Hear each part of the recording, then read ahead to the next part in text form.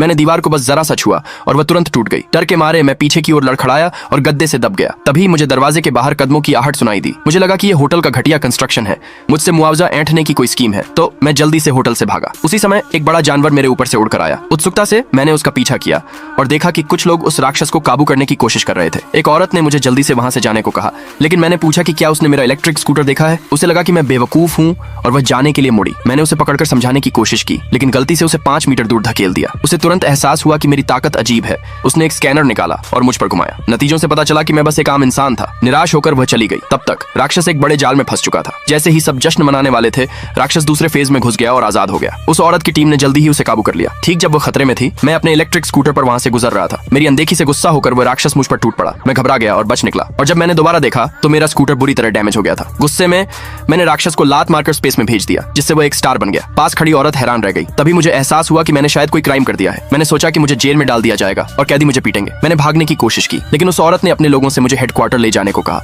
मुझे लगा कि मेरी जिंदगी खत्म हो गई है, लेकिन वे मुझे फिर से टेस्ट करने के लिए एक डिवाइस लाए। उन्होंने समझाया कि पत्थर पर जितने ज्यादा रंग चमकेंगे, ताकत उतनी ही ज्यादा होगी। पास खड़ा एक अमीर नौजवान मुझे नफरत से देख रहा था। औरत के सामने दिखाने के लिए मेरा मजाक उड़ा रहा था कि मैं एक लूजर हूँ। उसने अपना हाथ डिवाइस पर रखा। एक घनी हरी रोशनी एक काल्पनिक जानवर के रूप में इकट्ठा हुई। उत्सुकता में मैंने कोशिश की, लेकिन बहुत देर तक दबाता रहा, लेकिन कोई जवाब नहीं मिला। अमीर नौजवान जोर से हंसा। अचानक डिवाइस चमकीले रंगों में फट गया और इससे पहले कि कोई कुछ कर पाता, वह ओवरलोड होकर टुकड़ों में बिखर गया। कमरे में सन्नाटा छा गया, लेकिन वह अमीर लड़का उस लड़की के सामने हार नहीं मानना चाहता था जिसे वह पसंद करता था। इसलिए उसने मुझे मुकाबले के लिए चैलेंज किया। मैं मना करने ही वाला था, लेकिन डायरेक्टर ने फिर भी मुझे आगे बढ़ा दिया। अमीर लड़के ने घमंड से कहा, मैं तुम्हें पहले 3 बार मारने दूंगा ताकि कोई यह न कह सके कि मैंने तुम्हें धमकाया। यह सुनकर मैंने बिना झिझके अपना मुक्का उठाया और जोर से मारा, लेकिन वह वहीं पूरी तरह से शांत खड़ा रहा। दूसरे पार्ट के लिए कमेंट में यस लिखे।